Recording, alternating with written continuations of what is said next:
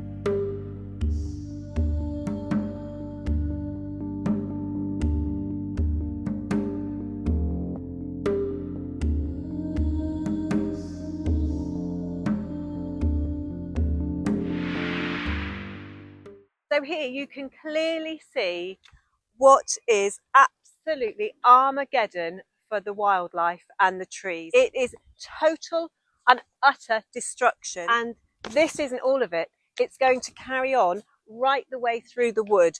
So even as you can see from last week, 8 days ago, when we filmed, this is just even worse, if it could be that way, right the way that you can't see at the moment, but you'll see from the drone shots into the horizon, all the way through the wood. So let's have a look at the official narrative is ash dieback. That's why they're saying that this whole area is cleared. That's why the Forestry Commission have given the license to clear the ash. Well, it's strange really, because Cornwall Council's website says you do not necessarily need to remove all the ash trees from an area if they are not showing signs of infection. If your ash trees do not pose a danger, you may simply want to monitor the tree. This is because they provide a valuable habitat for birds, insects and animals. These trees may also be some of the few that prove resistant to the fungus, and they should be retained if appropriate. They could provide a useful source of seeds for the replanting of ash woodlands. Clearly saying you do not need to take all of the trees down. So here they haven't just taken ash, they've taken silver birch, they've taken holly, they've taken massive beech trees, everything in its wake, the whole habitat gone, absolutely gone. Woodland Trust, they say on their downloadable PDF on their website, managing ash dieback on the Woodland Trust estate, finding the balance between retaining diseased ash trees for as long as possible, which is their aim, and health and safety considerations is the starting point for our woodland. Okay, so they say, we consider the potential for tolerant trees to exist and for the ability of trees to recover from disease to varying extents. They may lose a considerable proportion of their crown one year, then bounce back the next year with healthy and vigorous epicormic growth. Or they may continue to deteriorate over the ensuing years before dying, but during that time produce seed which could form the next generation of ash with more tolerance to the disease. Therefore, and this is important, preemptive, wide-scale felling of ash could be detrimental to the species' long-term recovery and should be avoided wherever possible. Interesting. I found also from a professional arborist site, the bird nesting season, according to Natural England, begins on March the 1st and runs through to July 31st. This, however, is a guideline, and it can be assumed that birds might nest both before and after this time period. It is advised that any work carried out to trees, hedges or vegetation should not be implemented during this season. This would be an infringement of the Wildlife and Countryside Act 1981 and in breach of the European Habitats Directive 1992/Nesting Birds Directive. Before any work is carried out within this season, a thorough visual survey needs to be carried out to ensure that there are no nesting birds present or that the intended work will not disturb any birds nesting near to the work site.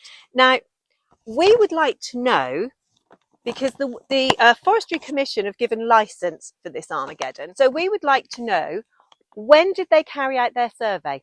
Because if they carried out their survey in November, there will be no nesting birds. This is information that we would like to try to obtain.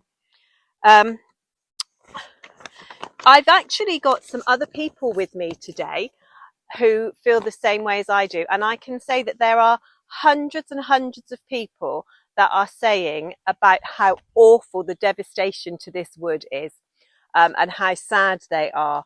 So we're just going to go and speak to a couple of people that are happy to talk to us today on camera.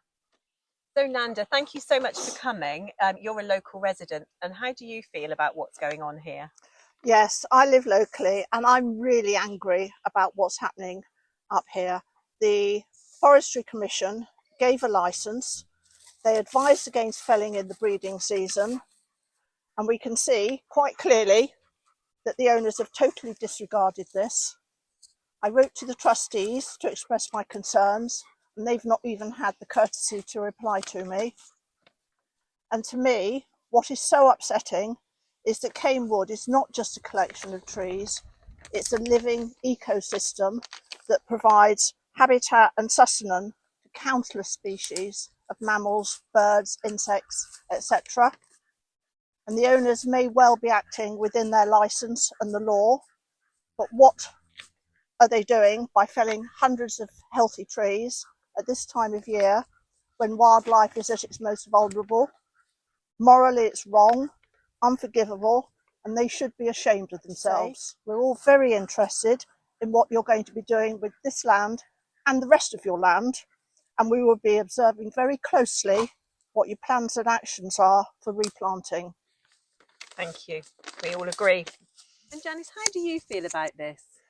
I think I feel the same as a lot of other people. I feel the anger, I feel the sadness, but one of the things I feel most strongly is frustration, and that's frustration at all the official bodies, the lack of communication, the lack of transparency.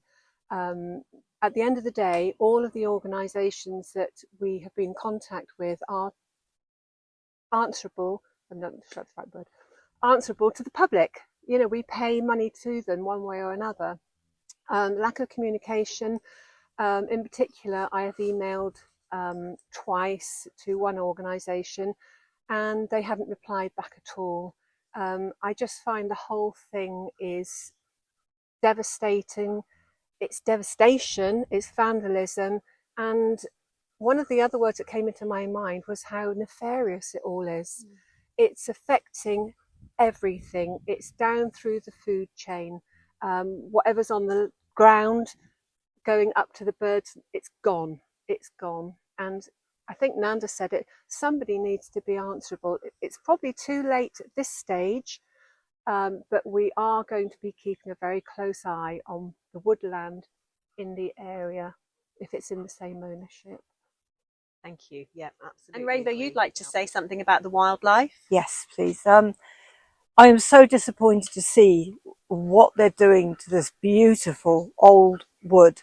Not only are there old, really old trees in here, but the animals that have had to be moved on.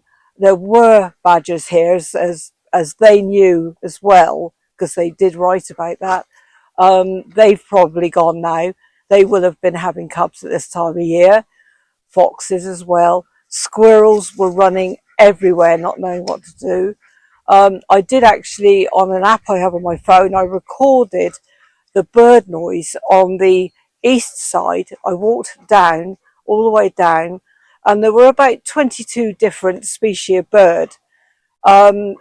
After they started the work, I tried it again, same conditions, a bit misty, bit damp, same time of day, and I only recorded 6. So, you know, again, there would have been nests, there would have been all sorts, and, you know, they've just had to flee because of devastation, the way they're ripping the trees down, the noise is dreadful, deers are running everywhere. It is just devastation for the wildlife. It is so wrong. It is. Yeah. You're absolutely right. And Thank actually, I'll just come to a point that I have from the RSPB. So the RSPB replied and said that there are Barberstell and Beckstein's bats occurring in the area, and there are also hazel dormice. Along within the Wildlife and Countryside Act 1981, there aren't actually any dates legally stated, they say, when hedges, trees and other vegetation cannot be trimmed, laid or coppiced. But the main bird breeding season is recognised as being between the 1st of March and the 31st of August.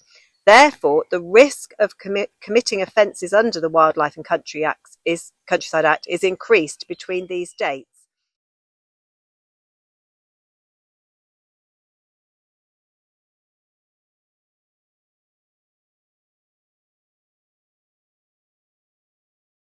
While it's too late for this woodland here, sadly, as more of it is coming down by the day, as you can see, it's so much worse than last week when we filmed. There are a lot of other pieces of woodland on the estate, so we really need to know what's going to happen with those. We need to protect our wildlife, and what makes me so angry is the fact that you think there are things in place to protect wildlife, and it appears not on private land. So I would urge people, contact the Forestry Commission, ask them the questions, you know, keep on at them. We want to know the questions. Okay, it's private land, but these are public footpaths and the wildlife should be protected. Contact the estate. So to find the estate trustees, you go to the Government UK site, company information for Cane Farm Limited. So I'll say that again, government.uk site for company information, Cane Farm Limited. And send emails, write letters. Let's find out what's going on and let's try and make sense of all of this, because it's all very well the Forestry Commission saying it will be replanted, but who's going to monitor the replanting? When is that going to happen? Is it going to be 5 years, 10 years? Is it ever going to happen? Who knows? So thanks ever so much for joining me, and hopefully some action can be taken.